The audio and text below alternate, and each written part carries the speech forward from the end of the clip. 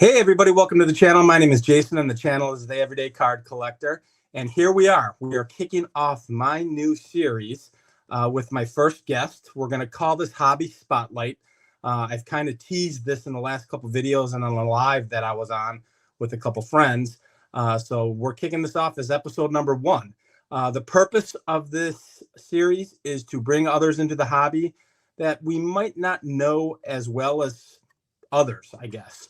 To include dealers, people who may be on Instagram, commenters within the YouTube world who just comment on other channels. I just want to try and bring other people in and make them the forefront and kind of introduce others to the hobby or to the YouTube world. So this is kind of my first attempt at it, and I'm pretty excited. I have my first guest. My guest is probably pretty well known with a lot of people, particularly in the YouTube community, the content creator world. He is a dealer, collector, and also works for an auction house. So without further ado, I'll get him on here. We'll get him on stage. And it's Phil Garry. Phil, how are you, my friend? Hi, Jason.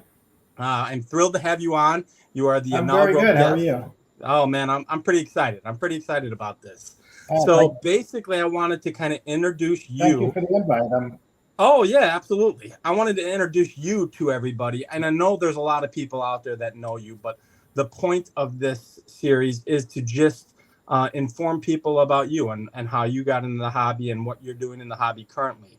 So I guess I'll start off with, how did you get in the hobby? How long have you been collecting? And what was your origin story, if you will? Well, I guess to go all the way back to the beginning, I guess I was somebody who was born with the collector gene, so to speak. When I was about 4, 5, 6 years old, we lived in Miami, Florida for 3 years. And I made, each year my dad drove us up to Disney World. And at that time, I was able to collect some of the porcelain statues of some of the popular Disney characters like Donald Duck and Goofy and all those. So I put a little collection of those together for those couple of years when I was real young.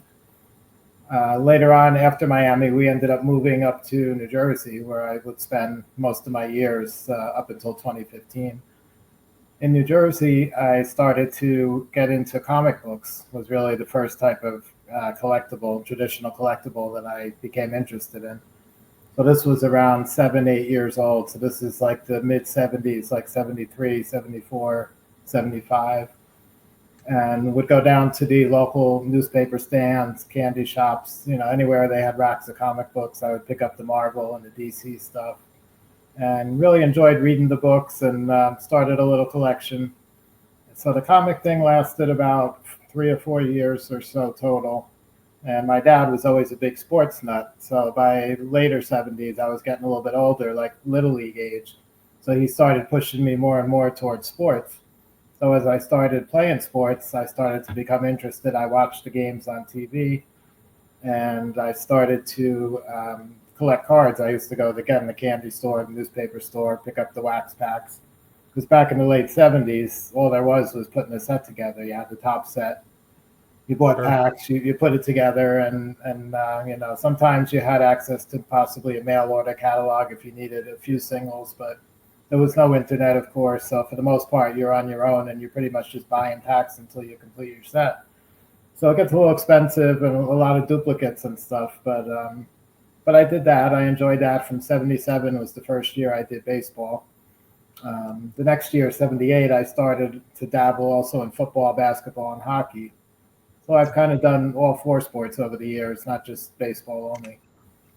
Okay. By 1980, 81, I was now starting junior high school. And the way my collecting evolved at that point, up until that point, there was only Topps and up to 1980. So 81, you have Fleer and Donruss coming into the market. So we started to collect all 3 companies. And toward the end of 81, I was working on my Topps baseball set, and I was down to 2 cards I needed. And rather than going to the store over and over, buying packs and getting more duplicates, one of my friends from school came over to the house with the purpose of trading, because he was working on the Topps set also. So we were hoping to complete our sets. So I asked him if he had the two that I needed, which are both commons, and he said, yeah, he had both of them. So I said, great. What are you looking for? What can I trade you to pick up those two cards that I need? And he says, well, do you have any of the Los Angeles Dodgers future stars? So this is back in '81 Topps. Now this is the cards that had the three players, the three prospects on the card. Yep. So I looked and I said, yeah, I have two of them. He's like, well, if you want to complete your set, I'll trade you the two you need for those two Dodger Future Stars cards. And I'm like, great, let's do it. So I complete my set. And after he leaves, I'm kind of wondering, like, why would somebody want two of the same card? The whole purpose was like to put the set together. Sure. So, but I didn't care. I finished my set. I was happy. So now, fast forward 1982, I get my Beckett price guide because Beckett had started coming out a couple of years earlier. I get my price guide and I'm reading through the updated listings and prices and all. And I noticed there was the '81 Dodgers Future Star card shot up to like $3 in the Beckett guide. So I'm looking at, and it says rookie card and it shows Fernando Valenzuela rookie. Yep. And of course, in '81, Fernando Valenzuela, blew up. He was a huge attraction with the Dodgers and being Mexican and all, and sure, across the border and everything. So that was kind of my first exposure to rookie cards and rookie cards being worth a lot more than any other cards. And kind of the start of me getting involved in the rookie card game, which became a big focus of mine throughout the whole decade of the '80s. After that, again, beginning in '82, when I realized, what happened with that Dodgers card. So throughout the '80s, I started to collect the rookies. Every year I would do prospecting. There was a magazine, or actually a newspaper, called Baseball America that came out at the time. And if you kept up with things in there, they published I think it was bi-weekly, every 2 weeks. And you could look up the averages for everybody in AAA, AA, single A, all that kind of stuff. So I kept up with it, and they would have like a top 10 prospect rating early in the season. And then as the season went on, they would make updates and stuff. So I tracked prospects, and then when the card issues or the updated sets came out, because a lot of times the prospects were not in the base set, but they were in later traded or update issues. So I would follow that, and I would go out and buy, in large quantities, like 100-count lots you could buy back then for like 15 cents a card. So it would cost you $15 maybe to get 100 of them. So through the '80s, I was picking up like in '82, Cal Ripken and Ken Herbeck and Steve Sachs and those guys. And then when '83 came, it was Sandberg and Tony Gwynn and Wade Boggs and so forth. And by '86, it was Barry Bonds and Ruben Sierra, who was a big prospect with the Texas Rangers. And again, still really cheap. And I started setting up at card shows, and I would buy these 100-count lots, and some of them I was able to get $2 or $3 for a piece. So for a kid who was, 15 years old, 13, 14, 15 years old, I was making a decent chunk of money buying these cards, investing in these rookies. And not everyone worked out. It was probably maybe 2 out of every 3, were at least decent. So I was doing pretty well with it. And by the late '80s, the junk wax era kind of starting, and the market was kind of, starting to get flooded with stuff.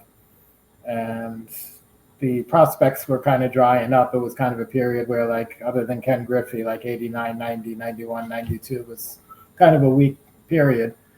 And I started to notice grading becoming more prominent in the early '90s, right around that time. And of course, Griffey was the big rookie card during that era. So I started looking for Griffeys. It shows that were raw and really nice condition, the best condition I could find, and then sending them in for grading. And I did okay. For somebody starting out, I got some eights on them, and a few 9s here and there. I don't think I ever got a 10. And did the same thing with some of the other prospects, Sammy Sosa at the time, and guys like that.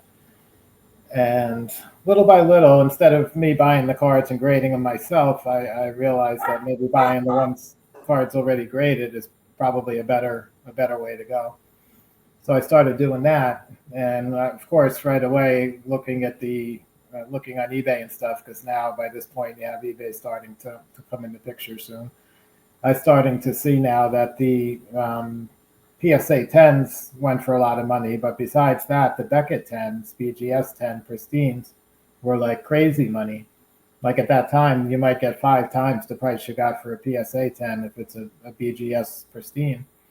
So I started to look for those and buy them. And of course, they were pricey back in the late 90s by then, early 2000s. So like a Kobe Bryant BGS 10, even at that time was maybe like $1,000 card for a Kobe Bryant rookie. Then of course today, during COVID, that probably went up to whatever, 50,000 or 100,000. And now today it's probably back to a few thousand. But so the BGS 10 collection, I did that for a couple of years. So that brought me up till around 2003. So 2003, one day I'm looking for my Beckett 10s on eBay like usual. And I come across, I don't know how it popped up, but eBay search engines, a Bob Gibson rookie, the 59 tops. So I looked at it, I saw it there, and it was a decent copy. It wasn't great condition or anything, but it was $40. And I'm like, I'm buying, paying big money for these Sosa rookies and Griffey rookies. And, if this guy gets hurt or breaks his leg or something tomorrow, they could be basically worthless. And here's Bob Gibson. His career's done. He's in the Hall of Fame, super well known. And it's $40 compared to me paying $1,000 for, a Sosa rookie that's only a couple years old. So I thought that was interesting. So I ended up buying the Bob Gibson. That was really my first vintage purchase. And what year was that roughly, Phil? You said that was 2003, 2004. Okay. That was the very first one I got. And then when I got that, I started to do a little research, and I noticed the Beckett price guides. Basically, I figured I was going to collect the Hall of Fame rookies. That was my plan at that point. And the Beckett price guide had everything from 48 Bowman forward, like up to the current, most current guys. And they're identified with an RC, so it's pretty easy to figure out which are the rookie cards and, roughly what they sell for. So I decide, I come up with a plan and I do the math and all, because I was working in the bank. I was working towards becoming a bank manager, but I was still not making a huge salary. So trying to collect Hall of Fame rookies at that time, much cheaper than today, but, salaries were much less also. So I came up with a plan where whatever the high Beckett price guide value was, like let's say Mickey Mantle at that time, let's say the high Beckett value was $3,000 for a Bowman rookie. So I would look for a card that's 10% or less of the high side. So I'd be looking for a Mantle rookie for $300. Wow! And again, were you finding Mantle rookies for $300? It wasn't easy. He was one of the last ones I got. But, right. So that was my plan. Stick to that 10%. Don't go over it, for anybody, and just keep looking until I find it. So one by one, I was able to knock, guys off the list. Eventually, I got down to the last handful, which were mostly the bigger ones like the Mantle and the 52 tops, Eddie Matthews. Right. The Matthews actually ended up being the very last one that I got. And while I was doing that, the bigger picture was I wanted to get a rookie card of everybody in the Hall of Fame, not just the post-war ones that were listed in Beckett.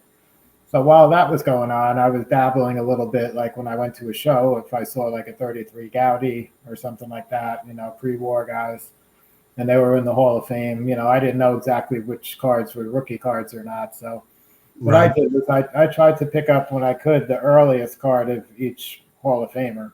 So if I had a 33 Gowdy, Ted Lyons, let's say the White Sox pitcher, if I saw one there and it was $20, and that was affordable for me, I would pick it up. And then eventually, if I got something older than 33, then I would buy that and I would sell off the Gowdy one. So yeah, because I think a lot of what you see out there when you first dabble into the hobby, particularly with rookie cards, if you were to look up Ted Lyons' rookie card, the 33 Gowdy is the first one that pops up. But the reality is he has earlier issues. That's that once you get into that pre-war, there's that, debate on what's considered the rookie card or not. So, and I don't think a lot of people, if they're not collecting pre-war, they don't have a comprehension of that. You look it up and a lot of times, 9 times out of 10, the 33 Gowdy's, half of the guy's first card. And Red Faber was another one. Me being a Sox fan, that card popped up when I was starting to get into pre-war, but he's got much earlier Right. issues than that. So Right. Exactly. So a little bit later on, I ended up doing a lot of research, and then I'll talk about the Hall of Fame rookie cards more. But and then the main reason for that, I'll just mention real quick right now, since we're talking about it. Back around 2010, Beckett came out with a special. It wasn't their annual price guide, and it wasn't the monthly. It was a special guide they put out, and it was called Hall of Fame rookie cards or something like that. And it was a price guide, and it identified the rookie cards for everybody alphabetical from baseball, football, basketball, and hockey. It wasn't just baseball. And for example, Babe Ruth, they have the 33 Gaudies, Babe Ruth's, which is like the season before his last year when he played for the Braves, which is kind of ridiculous. And, but that's the kind of stuff that was in there. So up until that point, that's what everybody, was going by, unless you did your own independent research and figured it out. But so anyway, so I'm collecting around 2004, 2005. I started this collection. By 2006, I was done with all the post-war guys. And now I'm starting to focus on pre-war. And the way I went about doing the research, well, two things. The first thing was I had joined Net54, which is a prominent vintage card collector forum online, and learned a lot, just by reading the messages on the board there. There's a lot of people that are experts in all different areas of the hobby. So I learned a lot, just from that alone. But beside that, I went out and I bought the standard catalog of vintage baseball cards back around 2005. And they were making a new edition just about every year. So at that point, I think that was like maybe the 5th edition or something like that. So I bought that. And every day when I came home from work, I would go through it's either alphabetical or chronological. So I did the chronological way. And what I did was I made a list of everybody in the Hall of Fame, and I started from 1869, the very earliest baseball cards. And I went through and I recorded, like, the first time I saw a certain Hall of Famer, going from the oldest forward, the first time I saw their name, then I knew that year had to be the rookie card. And I did the same thing. At that time, there was about roughly 300 guys in the Hall of Fame. So I spent probably between a year and 2 years doing this research and just going through and basically reading the standard catalog of vintage cards. And just about every set that's, was ever made, at least that's cataloged, is in there. So they give you an example of what the card looks like. There's usually a small black and white picture. And then there's a checklist, and they give you values. The values are kind of irrelevant because every year the values change. Right. But the key was the information, the checklist, and all that. So after a couple of years researching, I started to formulate my own Hall of Fame rookie card database. And I was keeping track of it on the spreadsheet, at home and all. And at this point, I reached out once I had everything pretty much, in place.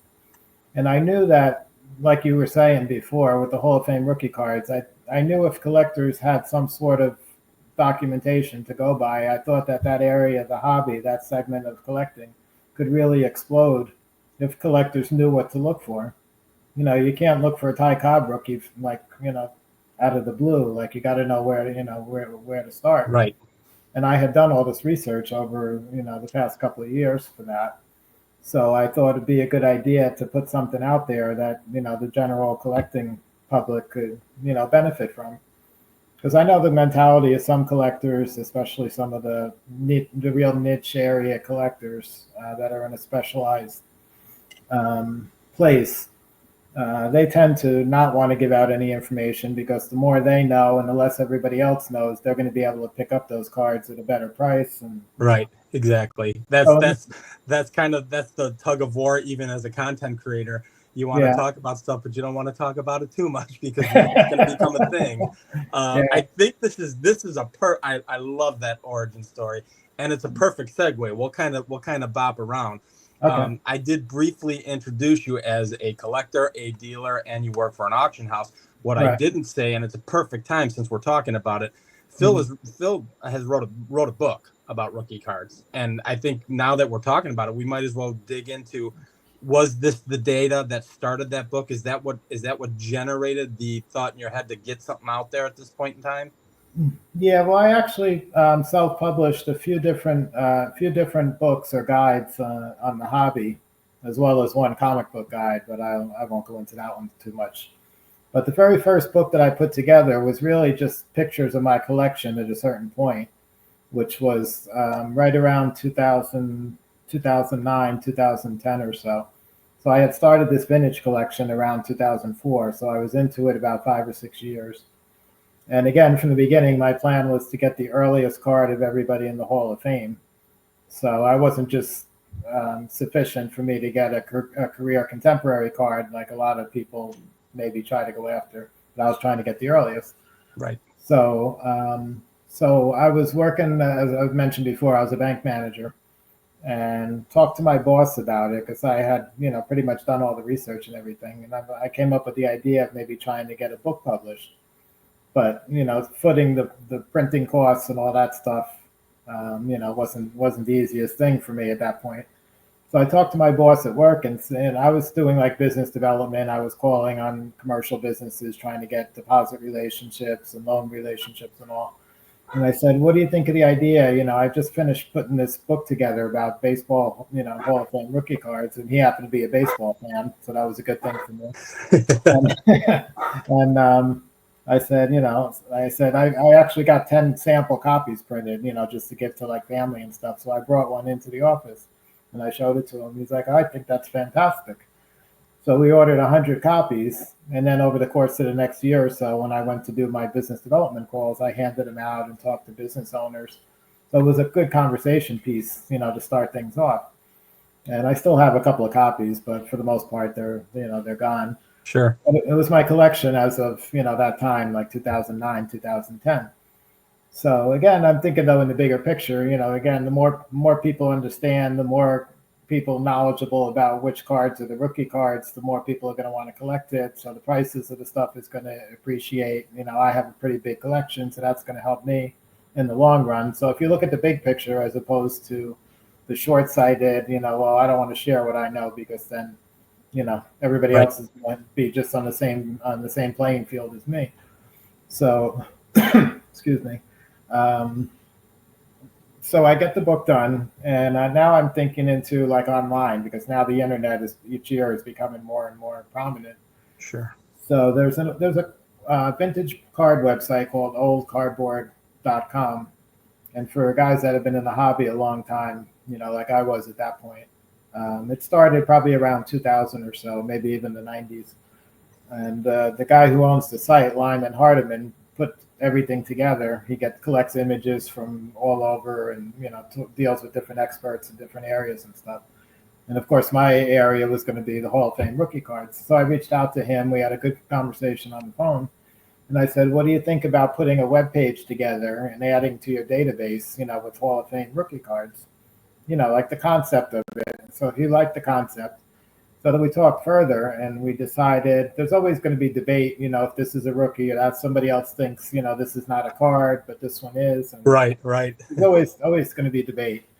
Right. So it's hard to make something definitive. So what we did was we agreed to put a top 5 list together, which was basically the 5 earliest cards of the player, everybody in the Hall of Fame, the 5 earliest cards, and kind of leave it up to the viewer, the collector, to decide which one you want to collect. Some of them are going to be priced out of the market unless you're, a millionaire. So Right.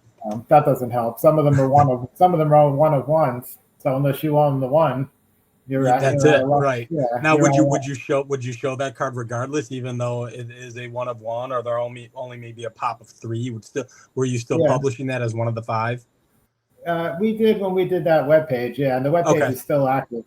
Since then, it's been 2009 is when it went online live. So since then, I believe it's the number one database as far as people looking to collect Hall of Fame rookie cards. That's pretty much the go-to place, if you're looking online for it. Wow. So we put it together. The top 5. He's the one that did all the behind the scenes, uploading all the pictures. I forwarded everything. I did all the research, all the lists and everything, all the specific cards. That all came from me. He did the technical part of, uploading everything. He has the website with all the traffic going to it. So rather than me starting a website just for that, I figured better to, for him to add it there. So Sure. that's what we decided to do. And the next year, they used to also, Old Cardboard had a magazine, monthly magazine that came out. And they would publish articles about different, hobby topics, mostly all pre-war card sets and things with a lot of pictures. So the next year after that, I did an article on the Baseball Hall of Fame rookie cards, the same concept, and we showed a lot of the pictures and talked about, the differences between rookie cards and pre-rookie cards and minor league cards, and like what constitutes a rookie card. So I created my own parameters that I would use eventually when I did my books, like you mentioned, my rookie card book. Right. So I'll go over that, shortly. But so after we did the magazine article, that was around 2010 now. One of the main focuses that kind of grew out of the Hall of Fame rookie card research and everything was I wasn't only doing players, I was doing managers, I was doing umpires, I was doing contributors, which is like the executives Sure. and league presidents, guys like that. And then the last segment was Negro League guys. So in 2006, a couple of years earlier, there was an explosion in one induction. There was 20 Negro League guys that got inducted in 2006, all at the same time. So up to that point, I think the Hall of Fame had selected maybe around a dozen or a little more Negro Leaguers to the Hall of Fame. 2006, there was this huge influx. So now there's like 30, 35 guys now from the Negro Leagues. And since I collect everybody, I need those Negro League guys. So I come to find out pretty quickly that they never issued any Negro League cards in the U.S., like a lot of collectors know. And they did issue cards in winter leagues in some of the other countries like Cuba and Puerto Rico and Venezuela and places like that. And of course, those were extremely hard to find, very rare, low pop cards. But there was that left still. Probably out of the 35 guys, there was probably 17 or 18 that never had any card, like no winter league card, like literally nothing. Sure. Other than like, 70s and 80s commemorative kind of stuff, which, I didn't really want that. So I started looking more and more and doing more research like I had done several years before with the standard catalog. I started looking into the Negro League stuff. And if I want to get, let's say, Turkey Stearns. Turkey Stearns was a big Negro League home run hitter back in the 20s and 30s. So Turkey Stearns never played in Winter League. There's no Winter League cards. There's nothing until 1978 Lachlan, one of those Negro League little team sets. So I'm looking but I don't mean to cut you off, which, by the way, is taking off a little bit. That set's going in a little crazy, quite honestly. Oh, yeah. For what So, yeah. That's the beginning. If people want cards from those players, those Negro League players, a lot of people are leaning into that set. I know that Josh Gibson took off when, a couple of years or a year ago when that all happened, but I didn't mean to cut you off, but I just wanted to add, that kind of took off as well. So, yeah, exactly. So you could imagine like 70s cards, if those start taking off, you could imagine if you can find something career contemporary when the guys are actually playing in the 20s or the 30s, that's got to be worth a lot of money. But the stuff was really undervalued back then, especially compared to now, because it's exploded since MLB added the stats to the record books. That's when everything really started taking off, right? So anyway, somebody like Turkey Stearns, I had to come up with some sort of solution. How am I going to pick up a Turkey Stearns for my rookie collection? So what I decided to do is expand beyond rookie cards, or beyond cards even. And I started looking for like type 1 photos or postcards, but almost all cases, there was not any individual pieces picturing any of those guys. So what I had to do is I had to look for team photos. Like I knew Turkey Stearns played for the Kansas City Monarchs and some other teams. So I looked for the team photos, and after several years of looking at auctions and, eBay and other sources, a lot of people knew that I was getting big into Negro League stuff. So sometimes people reached out to me if they had something they want to sell, and I got a chance that most people probably wouldn't have had to pick up some of those key pieces. Sure. So anyway, long story short, I get to about 2013 now. This is toward the end of my time in New Jersey when I was still collecting. And I get to about 2013, and now the Hall of Fame rookie collection, I've got about 85% complete, like the earliest card possible. So the guys I'm missing at this point, like the last 15% or so, is like the ones that are either too rare, like there's maybe one of one, or they're, too expensive. Like, again, I wasn't making a ton of money, so $10,000 card, I'm not going to be able to afford it. So Right. I kind of got to the point where the collection wasn't really, going anywhere at this point. It was kind of like whatever I had. I couldn't afford the better things beyond that, and whatever. So I decided that all the time I spent, researching Negro League stuff, and of course I had a bunch of Negro League things in the collection because I needed those guys too. I decided at that point I was going to sell off my whole rookie card collection in 2013, 2014, like during those couple of years. So I started contacting auction houses, and I started splitting up based on which type of card it was and what the era was from. Like the 19th century would go to one auction house, and Negro League stuff would go to a different auction house. And so little by little, I started selling off the collection over those couple of years. And all the money that I got from those sales, I was putting into Negro League material and just buying that only. And I already had several pieces, from the collection. Sure. So I was able to put together, by the time I finished with, all the funds I used up and everything, I was able to put together a total of 35 Negro League items, which I ended up keeping as a collection until 2020. And then eventually in 2021, prices were like skyrocketing on everything. And of course, at that point, there was talk about the Major League Baseball and adding Negro League stats and things, but the talk was going on for quite a while. And sure. I didn't know if that was ever going to happen or not. So anyway, so 2021, I made the decision to sell everything. So my 35 pieces that I had got sold, and that was all the Negro League stuff. And unfortunately, today I can't afford to buy any of that stuff anymore. Right. After 2015, I retired and moved down to Florida, where I am now. So the only income I have, the only money I have really coming in is what I make from card shows. The business side of it, the dealer side, where I buy stuff where I'm able to buy and then put it out and resell it. And as far as like the keeper kind of thing, so unless I sell something that I kept, I don't have the funds to buy anything anymore. So I can't really do any more of the Negro League stuff. Yeah, it's just gotten up there. It's gotten up there in price. Well, that's kind of a perfect segue. So you had mentioned that 15 or 16, you were making a couple bucks buying lots of rookie cards and selling them at shows. This entire time throughout your whole story, that's when you started as a dealer.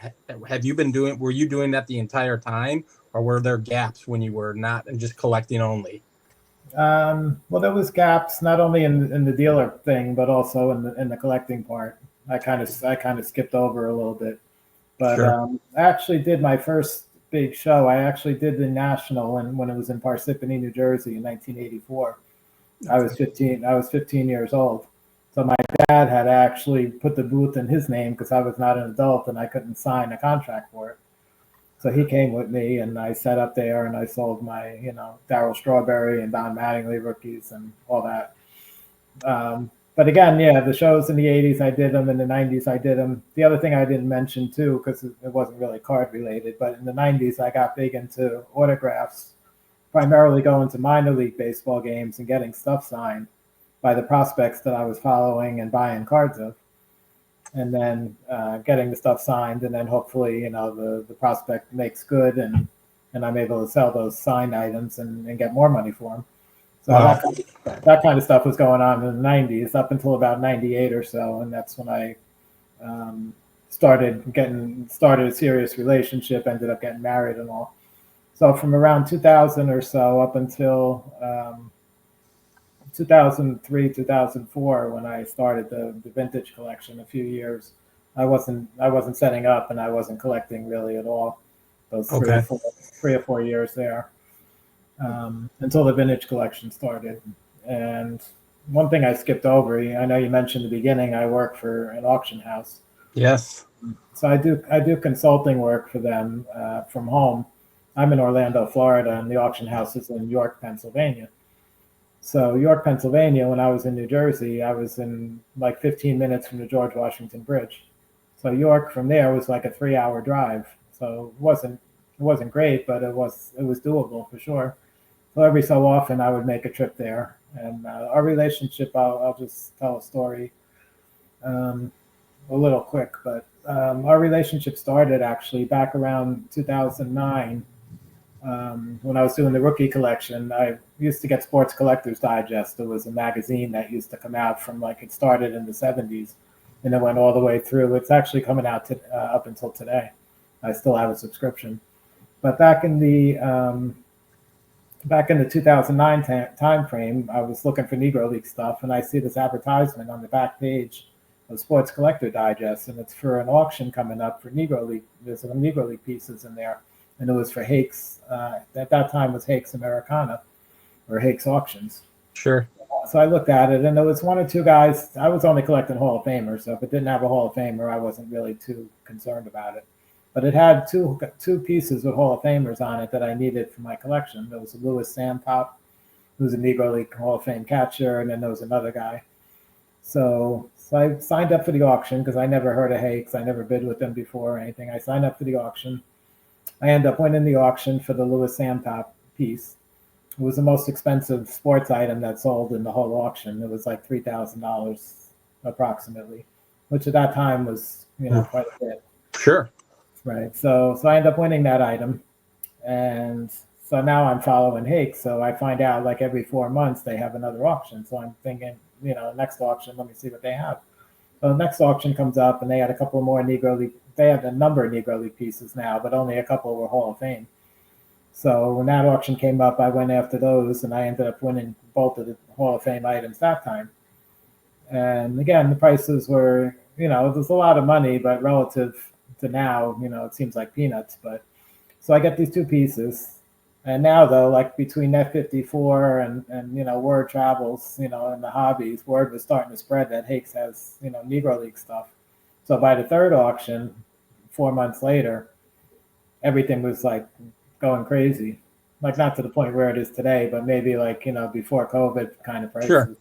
Everything was skyrocketing. And again, I wasn't making a ton of money. I wasn't a lawyer or a doctor or whatever. So long story short, from that point on, I ended up winning almost none of the items from Hakes anymore because stuff just kept going up and up and up. And, there was people bidding on stuff that, they could just bid as much as they had to get it. It didn't matter to them. So, so I also, of course, was looking at other, REA and Heritage and Right. any auction house that had Negro League stuff. So it wasn't just Hakes. But anyway, shortly after that third auction, maybe the next one or the one after, they had a Buck Leonard real photo postcard. Buck Leonard being one of the more famous Negro League guys. Yep. So I needed a Buck Leonard. He had no cards ever. So, so I went on the website and I'm looking at it, the auction just opened. And I'm like, this doesn't really look like Buck Leonard, So there's no ID or anything. I think it was handwritten on the back. Somebody wrote Leonard on it. And, the people at Hakes picked it up and probably, then looked into it a little bit and said, oh, it's got to be Buck Leonard. So I call Hakes. I reach out to them and tell them, I've done a lot of research on Negro League stuff. I kind of think this is probably not Buck Leonard here. And, right away they said, oh, we didn't know. We'll get that taken down, immediately. And we started a little conversation about what I collect and, my research on Negro League material and all. And they had a guy, mostly all the Negro League pieces were coming from this one Richard Merkin collection, which they took in all the way back around 2008. He passed away and the family ended up going with Hakes for the consignment. But it wasn't only Negro League. He also did boxing. He did Japanese, baseball. And he was a world famous artist, so that's where he made all his money. And while he was alive, he liked to collect Latin baseball cards. So he had like almost complete sets of the Punch, which is the 1909, 1910 Cuban sets that are impossible just to find. Yes, right, exactly. He had a Ty Cobb from that set, which is probably the only one known, or maybe two, and a bunch of other stuff. So anyway, so we start talking, and they said, we had a guy working on the card part of the collection, but the cards are starting to wind down. And, he's going to be moving. I think he was relocating out of the area or whatever. So basically, they were looking for help with somebody who was familiar, especially Negro League stuff, because they had so much of it from this one collection, and somebody who could identify players, and in team pictures and postcards and things like that. And so they wanted to know if I could wanted to think about doing some work for them, and they would compensate me, And I had the bank job and everything, so I said okay. So like I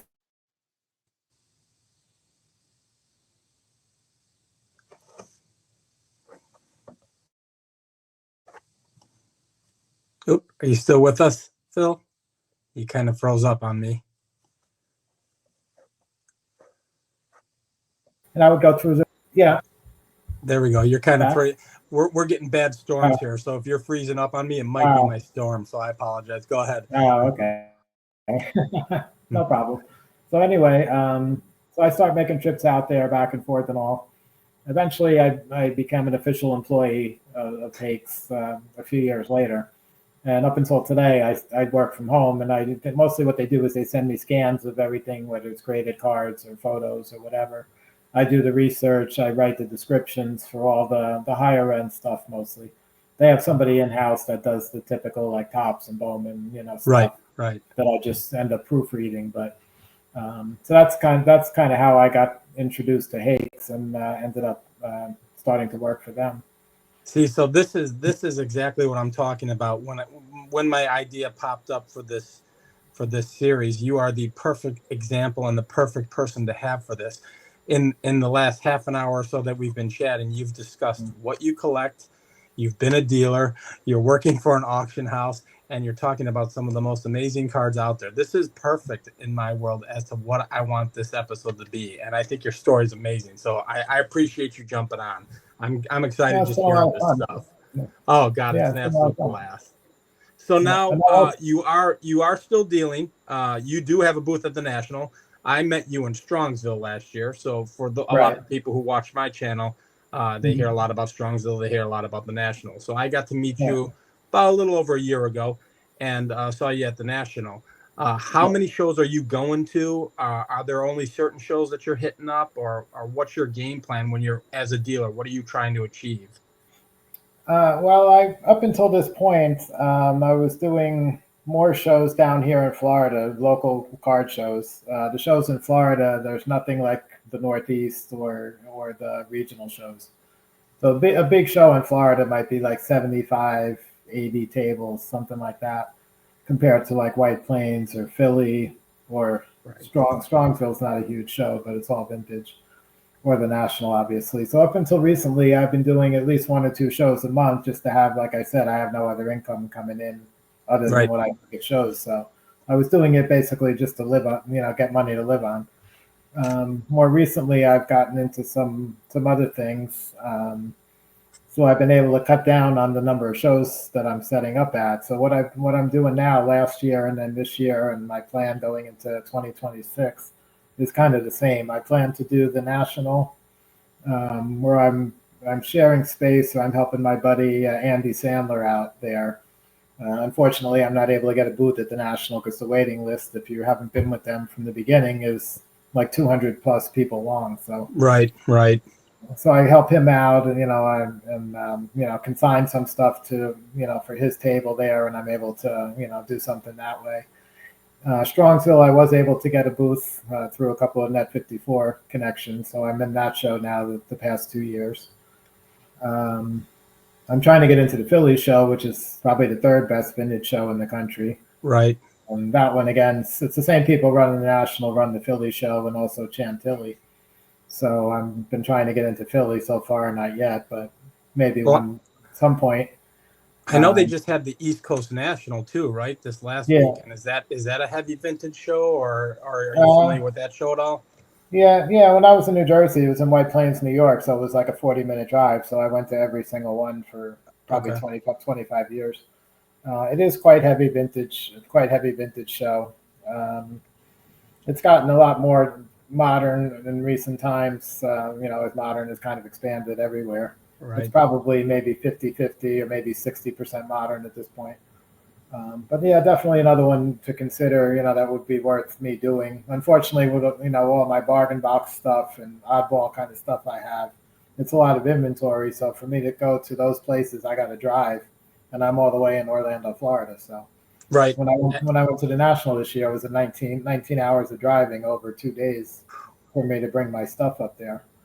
Yeah, that's a lot. That's an absolute lot. Now, and Yeah, that show, I mean, I have, I'm from Chicago, so it's great for right, me. I've got the next 3 years in my hometown. right, But yeah, I was yeah, telling a lot of people, even those who I was hanging out with a couple buddies, hanging out with Sammy Thunder, my buddy Joe, and people that you're familiar with, and other right, content right, creators. And right. by the third day, I said, I don't know how much more of this I need to do. It got to Yeah, the point where I'm like, how many more cards can I look at? The budget's yeah, spent. yeah, Where am I going with this? So I think yeah, next year I told a lot of people I'll be your tour guide. I'll do a day, right, maybe two, and then anybody who right. wants to do something in the city of Chicago, I'll be your tour guide and I'll Yeah, take you there you go. around, right? Yeah, and that'll be relaxed time for me. Yeah, Um, yeah, that's how I look. It's a lot. It's gotten really big and it's gotten pretty crazy. yeah, Um, definitely. yeah, I was thrilled to see you there, but I figured, Yeah, we got a little time. right. I want to try and keep it around an hour, maybe a little bit longer. Did you want to share any cards? Because I know you have some amazing stuff, so I'd love to see some of your stuff. Yeah, sure. I actually pulled out a nice group of, like I mentioned before, a lot of my stuff that I bring to shows around here to set up is I call oddball stuff. Right. Sometimes that's a controversial term in the hobby. It only But is with John Mangini. You're fine. yeah, we had a little talk about that at the Nationals. So, the stuff I have is basically everything that's not Topps base set or Bowman base set or things like that. So the post-war stuff that I'm going to show today is mostly 50s, 60s, and early 70s. Perfect. And Perfect. what I did was I pulled one sample from each oddball section of my boxes, and I try to pull out some of the bigger name Hall of Famers because I know everybody likes to see the bigger names. So Sure. so I'm just going to go through them one by one. I Yeah. apologize No, in fire advance. away. I'm excited. There might be glare, but I'll try to keep it to a. Perfect. Maybe I can maybe make you the center screen. Let me see if I can do that. Okay. Yeah, maybe that would be good. Oh, wrong way. Let's try that maybe. Look at this high end production here. I can't. That's okay. Let's try. We'll do this. There we go. That'll Okay, work. that's good. That's better. So this is a 1970 Topps Hank Aaron scratch off. The idea of this was it was basically a playing game, like a lottery ticket almost, where the inside of the little booklet had outcomes of baseball plays, like base hit or strikeout or whatever. And the Right. idea was to scratch all those off, and then the back has a scoreboard, and you kept track of your hits and runs and everything on there. So it was an interesting insert from Topps from 1970. Yeah, that's awesome. So that's Hank Aaron. Next one is a 69 Topps decal, also Hank Aaron. These were meant to be kind of like tattoos that you would rub off and you could put it on your hand or your arm or whatever. It's actually the rookie year for Reggie Jackson, so there's a Reggie Jackson rookie decal as well. It uses the same image as this regular Topps card, but that's the Hank Aaron. And there's a second. Is there a second year Nolan Ryan as well for the decal? Nolan Ryan is not on a decal. Okay. They Okay. didn't make him. He was kind of slow to develop. Right. So by Right. 69, he probably wasn't big enough. Okay. Um, so this one is a Globe Imports 1969. These are pretty small. It's a black and white. This is Willie Mays. Not sure how well you can see the image there. They're very paper thin. It's almost like a piece of copy machine paper. Right. And they're basically a deck of playing cards that had aces and clubs and spades and diamonds. And they're somewhat affordable, if I'm not mistaken. Yeah, they're really, really cheap. Yeah. Yeah. Just an example, this one I have, I think $5 I have it marked at, and I've been bringing it from show to show, and it still hasn't sold. So Oh, that gives you an idea. Well, now I know. Next show I see you at, I'll pick up some of that. So. Next one I have is a 1973 Topps candy lid, Yes. Hank Aaron. This one's got a little rough around the edges, but kind of tough one to find. These came on top of an actual pack of candy. This was the lid for it. Topps in 72, they did a test issue to try it out and see if people would like it. And I guess it went over pretty decent because they actually made the 73 candy lids. Yeah, the 72, when you say test proofs, weren't they the square ones? They weren't die Yeah, cut out. yeah. There was a circle, and then sometimes you can just get the circle, but a lot of times they were square, like a square card, and you have the circle in the middle. And these are tough to find centered. I mean, it's really hard to find them centered. Yeah, or without the damage to the little tab there. Right. The tab always got bent, that kind of thing. The 72 also has a Carlton Fisk in the test issue, which is a Fisk rookie. So that's a really tough version of a Fisk rookie. Next, I have a 68 Topps game, Carl Yastrzemski. Yes. And those are pretty common, one of the more common oddball type of things out there. They made Mays and Clemente and Mantle and Aaron. So that's Yastrzemski. It's a set I tell everybody, if they're getting into vintage for the first time, I always lean them towards that set, or I lean them towards the Giants, 64 Giants set. I mean, great images, affordable. Right. If you've got the room for the bigger stuff, the Giants, and if you don't, that game set is perfect. Yeah, like even the Mantle from there, you can get a decent condition Mantle, for a 68 card for like $50. Yep, exactly right. So, definitely affordable. So this next one is from 1948, so this goes back a little bit earlier. And it's a Sport Thrills. It's a black and white set, and basically what they did was they made cards of all the most famous plays and famous moments from 1900 up until 1948 in baseball history. There's a card that has Joe DiMaggio and Ted Williams meeting at home plate after one of them hit a home run in the All-Star game. There's Walter Johnson pitching a no-hitter. The most famous and the biggest card in the set is actually the year before, 47. Jackie Robinson, of course, broke the color barrier. So there's a Jackie Robinson rookie card in that Sport Thrill set. Next one I have is a Hostess, Carl Yastrzemski. And these came 3 in a box, or 3 on a panel on the bottom of a box of Hostess cakes. They're in the 70s and went from 74 to or 75 to 79. So they printed them for about 6 years. That used to be my main reason for going food shopping every week when I was a kid. I would look for the boxes of Hostess, and whichever one had the card I wanted, that's the cake I bought. Right, exactly right. And you are right up my alley with this stuff. Food issue items, the beyond the base sets. I absolutely love it. And again, that's fairly affordable. The Hostess cards are affordable. Oh yeah. This card I have marked at $4. So you're right. Yeah. So this is a Jim Bunning. This is a 1965 Topps embossed. Another insert from Topps in the 60s. And these are kind of like gold foil. They tend to not stay in good condition very long.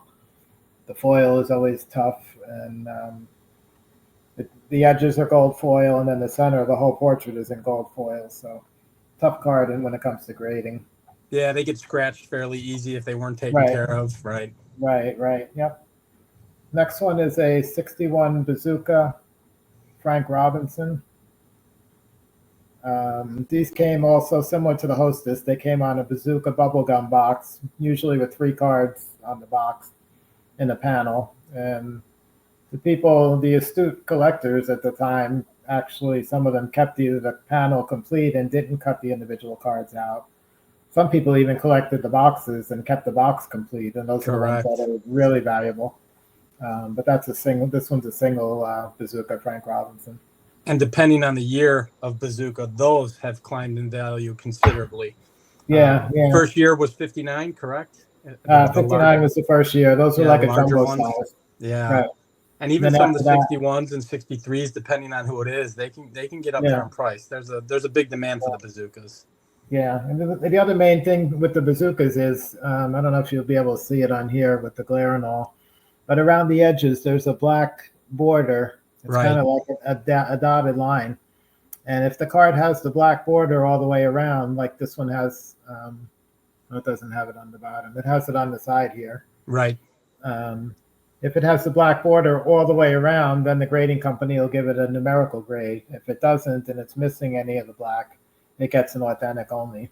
Exactly. So, And that goes back. I mean, you can talk about the Post serials are like that.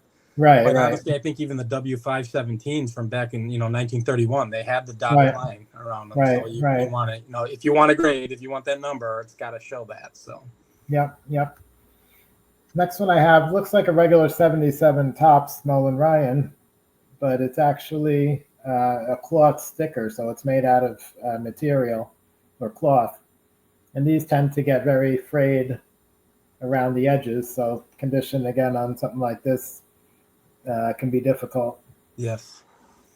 And something again that these ideas that we're seeing from the 60s and from the 70s, you can equate them back to the early days, very similar to like the S74 silks, right? They were a Right, cloth. exactly. Yep. So I mean it's Yep. and by the way, I need to add a 77 cloth to my collection, so I'll have to see you on Yeah, that, and Nolan they're Ryan. really affordable too. Right, exactly. Oh yeah, yeah, yeah. They're super affordable. Yeah. Next thing I have is a Kellogg's 1970 Willie Mays. This one's going to be hard to get Yeah, without that's the glare.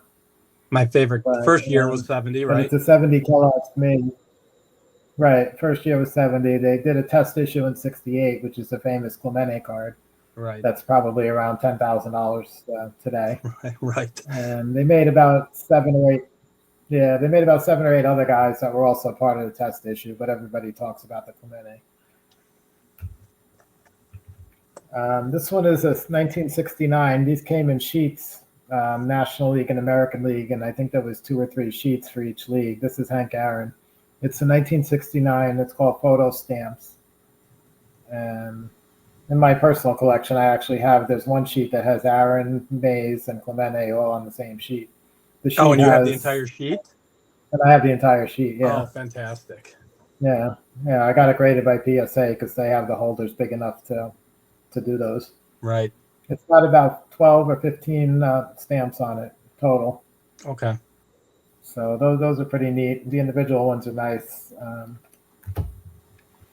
This is one that up until I actually bought this example, I never. This is Ernie Banks. It's a 1961 Topps Magic rub-off. So it's some type of tattoo again. It came from a set where half of the set was just like team flag pennants, like it'll say Cubs and it'll have a picture of the Chicago Cub pennant. Right. And it just says Cubs on it, and that's the card. Yep. And then about the other half of them are usually lower tier guys. Banks and there's a Yogi Berra. Those are the 2 biggest names in the set. I have a White Sox one, and I don't even remember who the player is. Well, it might be Gary Peters. I think it might be Gary Peters. Yeah. So this one, like I said, I had never seen this before I got it. Pretty recently. This one is a 51 Topps. This one is a red back. There's a, oops. There you go. There's a red back and a blue back. So this is the red back. This is Al Rosen from the Cleveland Indians, third baseman. The blue and back most consider that the first, aside from the 48, that would be considered the first top set, I guess. Fair to say. Yeah. For individual players, Topps did make a set in 1951, which shows all the 1950 teams. Not all the teams, but they made 9 different teams.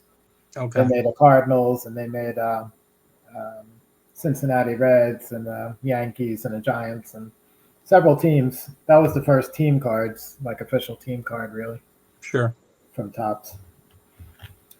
This one is a 63 Topps peel off. It was a sticker. This is Frank Robinson here. And these they're pretty brightly colored. They came in blue and yellow and orange and green, different backgrounds. And nice cards. Centering is pretty. When they grade those, do they turn them backwards? They usually, this particular one is actually mounted on a piece of cardboard. Okay. But normally you would see through it to the other side, and like you said, it looks backwards in the grading holder. But right. Technically, that's the front of the card. Correct. Yeah, so that's true. Good point. This one is a Dell stamp from 1971. So again, this is Frank Robinson. phenomenal. And these came on a sheet also. There was an all-star one, which where this one came from, an all-star sheet. And then there was individual teams. You can get whole teams on these. This one is a 69 decal edge from Topps. Well, this one's Willie Mays. These are black and white. The edges are kind of beveled, so that's why they call it decal edge. And this one has a Clemente also. Right, another set to find. That's actually centered very well for. This one is good. Yeah, I have three mazes, and the other two aren't, so I picked the best one. Right, because they're tough to get centered as well. Yeah, exactly. And it's that die cut. It's a beveled edge, so it's tough. Right. Yeah, it's tough to grade those too. This one is a Milton Bradley game card of Roberto Clemente. The one with the rounded corners is the 1970. A lot of them, they have the exact same photo as the 69, which is the first year they did the Milton Bradley. These came in a playing game, board game. So that's Clemente. And affordable. Again, and that's affordable as well. Yeah, the Clemente is $10 I'm selling it for. So yeah. Next, I have a Jello. These came on Jello boxes. This is a 63 Jello, Willie Mays. And again, we talked about before the black lines around the borders. If the black lines are there, you can get a numerical grade. If they're not there, you're just going to get them authentic. Right. So a lot of people tend to not grade these unless they're going to get the number grade. Unless you can't figure out on your own if it's authentic or not. But right. So this one's always popular. These are 64 Topps stand-ups. This is that's Boog. Yeah, nice. From the Baltimore Orioles. Yeah, I don't know. I don't think he's a short print. There are some short prints in the set. I don't think he's one of them though. But he's one that you rarely see. There's some that you see often, but he's an interesting one. Yeah, that's fantastic. Very popular set too, like you said. Yeah. This one is a 64 Wheaties stamp. This is Carl Yastrzemski. I actually bought an album of these. It was the Wheaties album with the stamps all pasted in it on eBay, probably like a year ago, or maybe a little more than a year. And bought it with the idea. I saw in the pictures it had an Aaron, it had a Mays, so I figured just those two alone. The album was like $13. I wanted an auction, so I figured it had to be a good deal. So it ended up there's like 13 other Hall of Famers in there. It was almost half of the set. And I soaked the pages when I got it. I soaked it in water and I peeled them out. And, there was slight back damage on most of them. But sure, the front, most of the fronts came out just about like this, which is, fine. That's perfect. And, yeah. And so that was, a really good pickup. Yeah, I think I've got the Yastrzemski, I've got the Mays, I have the Nellie Fox, obviously, but I love those. And again, very affordable. If you're, you want to look on a budget, and those are the kinds of things that I just dig, finding that stuff on a budget like that. Yeah, definitely. Next one I have is a Red Heart Dog Food Red Shane Dienst. All these have the really deep backgrounds, either red or blue for American League or National League. Did you have all these at the National? Yeah, I had them. They're all my bargain box, so they were all a little bad. Yeah.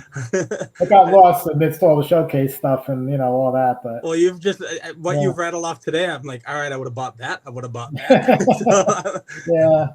Well, it's hard at the National. If you start digging through boxes, you'll never get around all the tables, right. So. But in Strongsville, maybe you'll get a chance. Yeah, most certainly. So next one I have is 1966. It's a Topps rub-off, and that's Willie Stargell. It's another similar to a tattoo, and they made all the big name guys in there. So it's a nice Stargell. Yeah. Those usually grade pretty good. Next one is a early 50s Royal Desserts. Let's see. This is Bobby Thompson. Shot heard around the world. Yeah, exactly. Stan Musial's in the set. He's probably the best guy in there.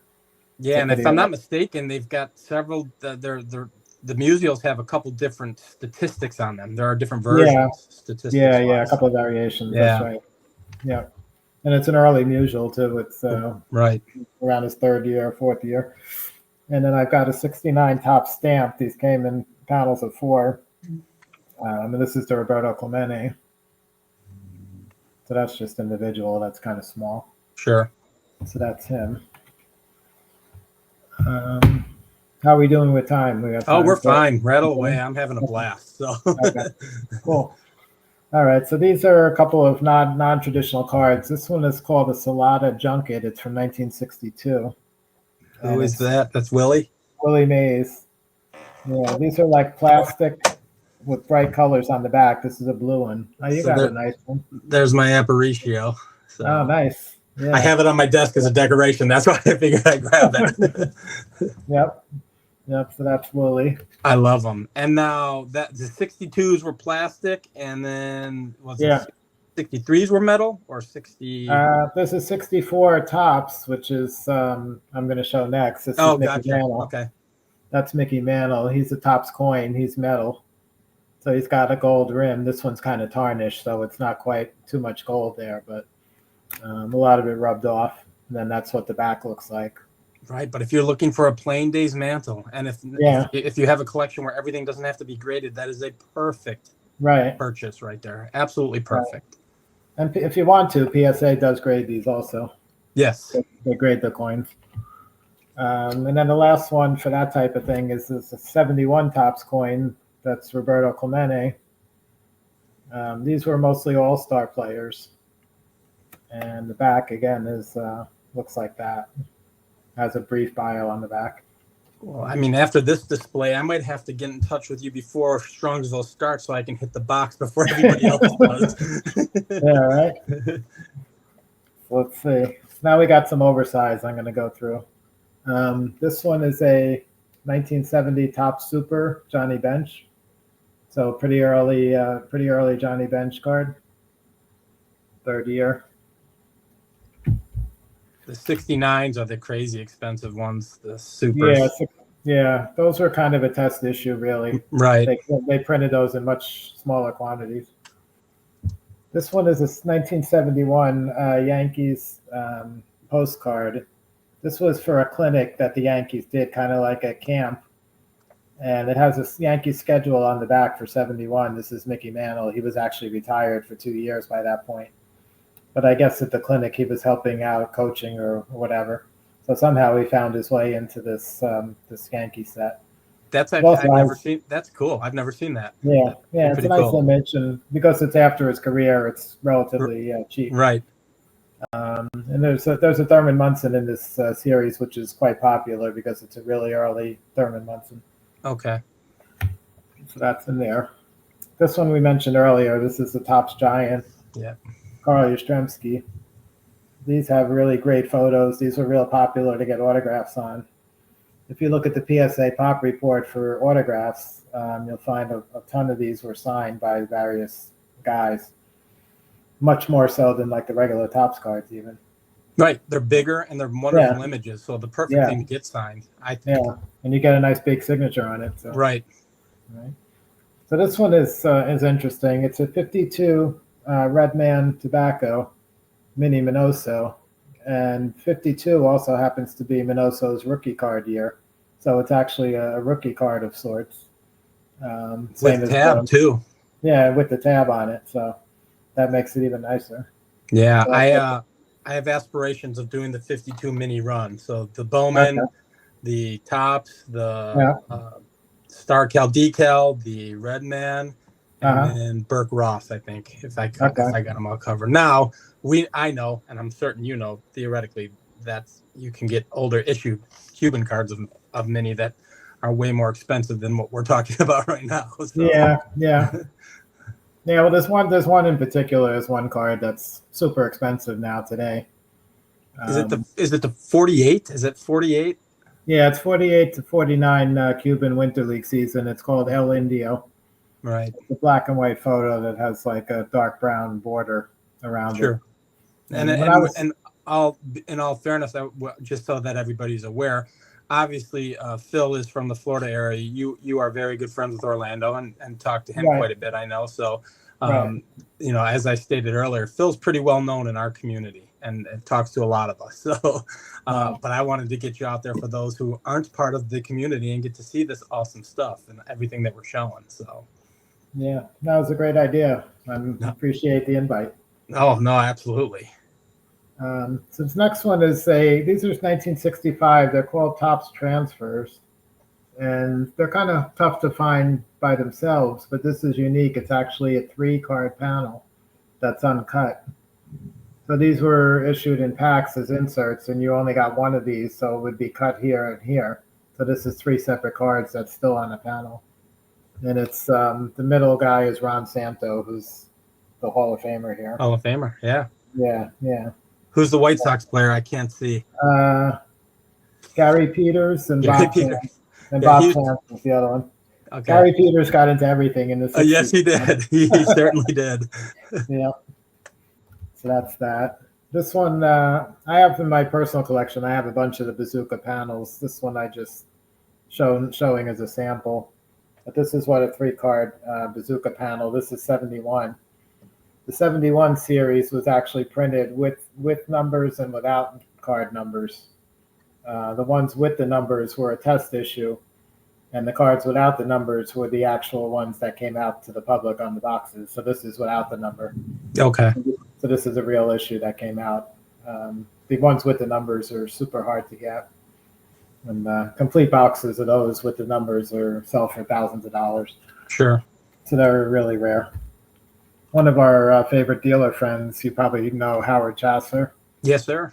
He carries a ton of that kind of stuff. So he's kind of the king when it comes to that. I can actually share real quickly. So this is what I bought off of you at the National. Oh, yeah. That looks familiar. Yeah. So beautiful 39 Gaudi Premium, Al Simmons. And then you mentioned Howard Chasser. I went to his booth and bought that off of him. Oh, nice. The Bill Dickey 39 Gaudi Premium. Loved it. Loved the set. Absolutely. Oh, nice. I showed it to I showed the Al Simmons to Orlando, and I said, "How beautiful is that?" He flipped it over. He's like, "Well, there's a little writing on it." I said, "I know. That's why I got it at such a good deal." I'm like, "That's exactly," and that doesn't bother me the slightest. Yeah. That don't bother you much, though. No, I could care less. No. Okay, next thing I have is, again, these are redbacks, but this is actually the way they came out of the pack. They came in a 2-card panel. Right. These guys are commons. It's Dale Mitchell and Dave Bell. But it's an example of how they actually came out of the pack. You don't find too many of these still intact. No, and if you get Hall of Famers, they're a premium. They climb in value quickly. Yeah. And there's a Monty Irvin rookie in there. Right. From 51. This one is a exhibit, Attorney Banks. This is one they call a stat back, where the back of it, instead of being blank like most of the exhibits are, it has the player. Is that a 60? Is it a 63? It's a 62. 62? Okay. Yeah. It's not going to come out very good, but it's got the player stats on there on the back.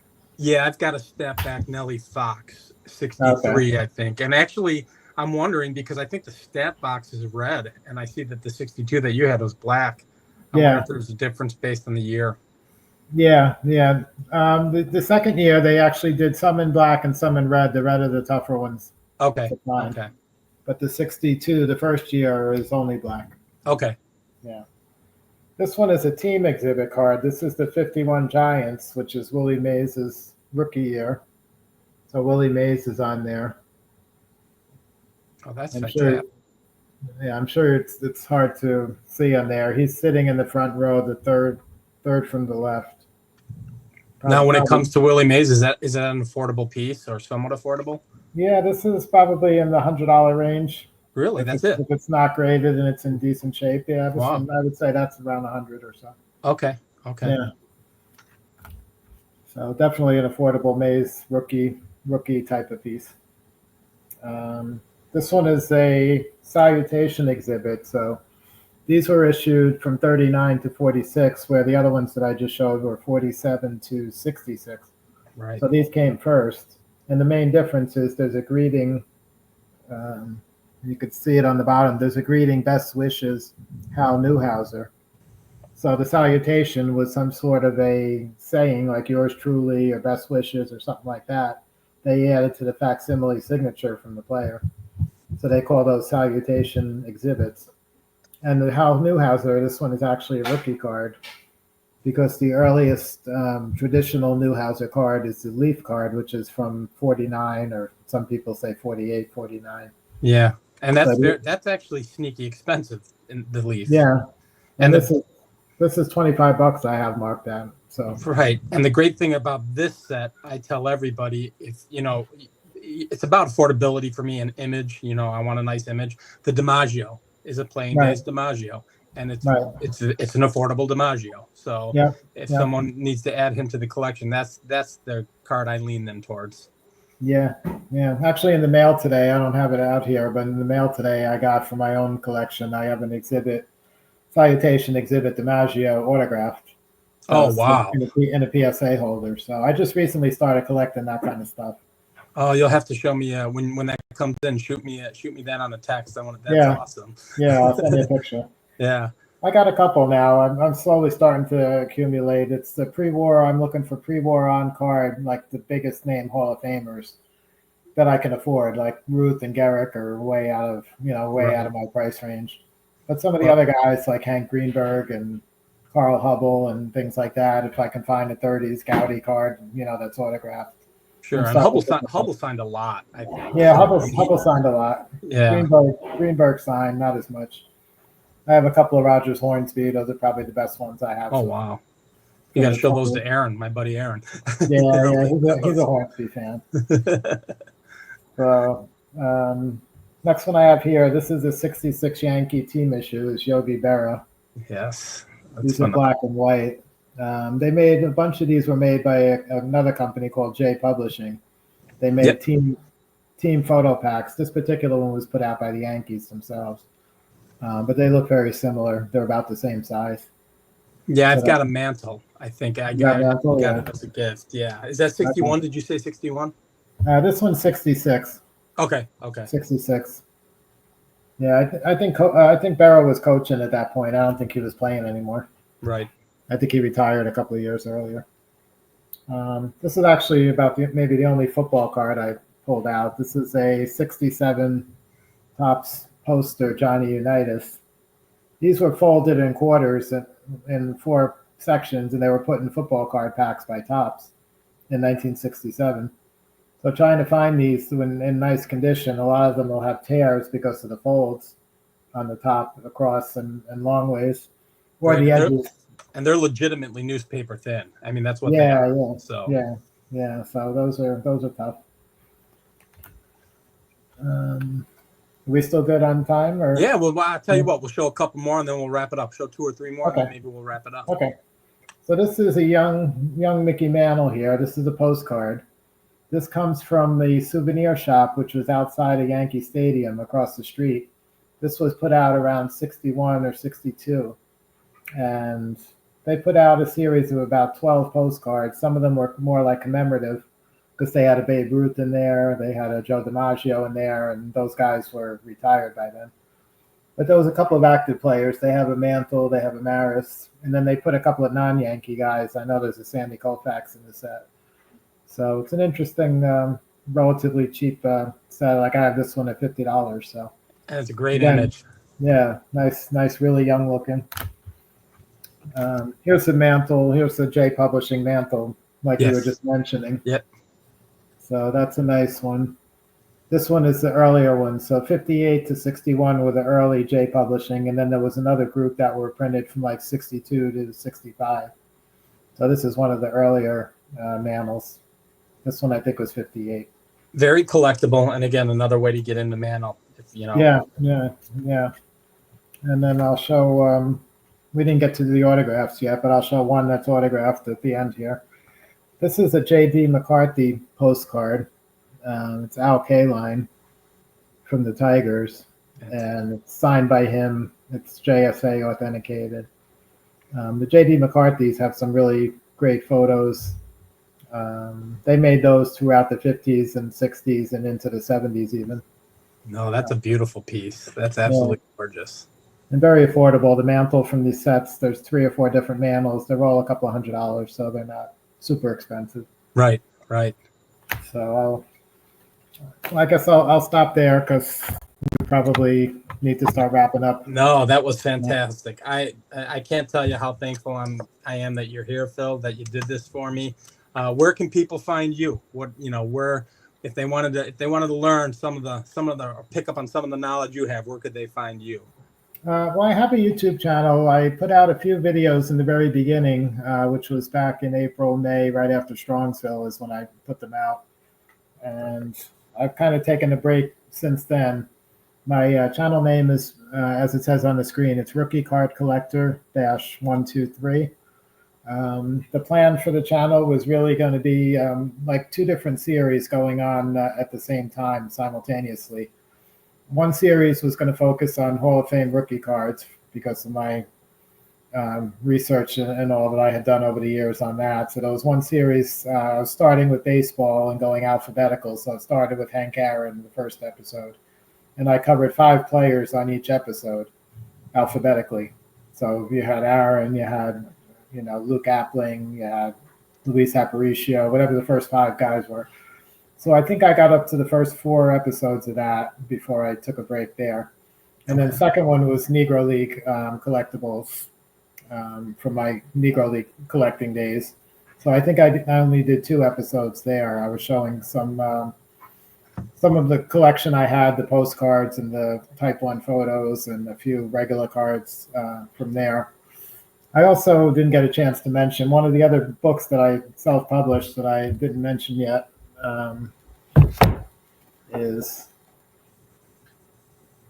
this book here. This is it's called the Negro League Baseball Collectibles Guide.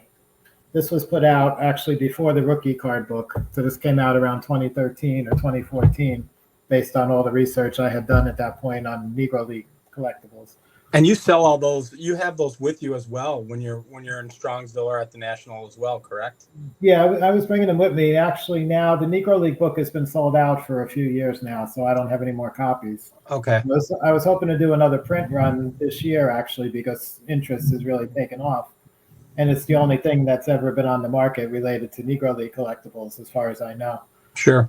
From the time I put it out up until today, I don't think there's anything else.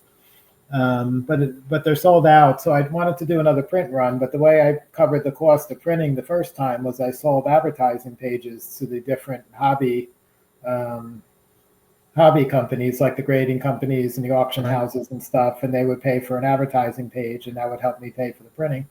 So this time around, reaching out to some of the same grading companies and all that I did before was not as successful. So I was not able to raise enough funds. And then the other part to it is the printing costs. Since then, like everything else, has skyrocketed. Crazy, yes. So the cost is probably double what it cost me back in 2013 to get those printed. Sure. And the same thing with the rookie card book. The rookie card book, I had a few copies which I sold at the National. Those are the last copies that I have. So that one is now sold out. Okay. Also. So hopefully one day, maybe in the near future, I'll be able to do print runs on both of those. And yeah, I used to bring them to the Nationals and the shows I did and put them out on the table. And, typically I might sell 5 or 6 or 7, at a show. Sure. And I know a lot of people looking for the Negro League one now are willing to pay like hundreds of dollars for it if they could find one. But I suggest to them, keep checking eBay. Maybe somebody that has one will, we'll put it up for sale. Put it up there, right. Yeah, they were only $30, $35. That's all I was charging for them. Yeah, and now they're coming at a premium, right? People want that knowledge. So. Yeah. So and that's basically what I paid for the printing. So the only money I made on those books was just the advertising pages that I sold. So I wasn't making a ton of money. It was really just me. It was a labor of love, trying to put something out there, that people can, follow and. Try to take advantage of all the time that I spend so everybody doesn't have to go through the same, reinventing the wheel. No, exactly right. Well, I am going to do this. If you don't mind, I'm going to put your business card up there. Oh, yeah.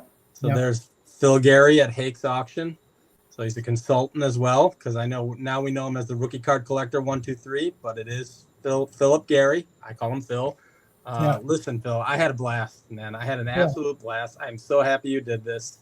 You kind of rejuvenated me to get this thing rolling, and now I'm excited. So, It was a great time. I appreciate the invite, Jason. Oh no, absolutely. Anytime you're welcome. Trust me, I'm going to be calling you. We're going to have you jump on other things. Me and Aaron will get you. We'll get you all over the place now. So I appreciate it. I hope everybody here enjoyed this. Phil is a massive asset to the hobby and to all of us, and I'm just thrilled to have him. I hope you guys enjoyed it, got some knowledge out of this, and we'll call it a night, Phil. Again, thank you very much for jumping on, and I hope you guys like this. So until the next video, we'll talk then. Thanks, everybody. Thank you. Bye, guys. Bye-bye.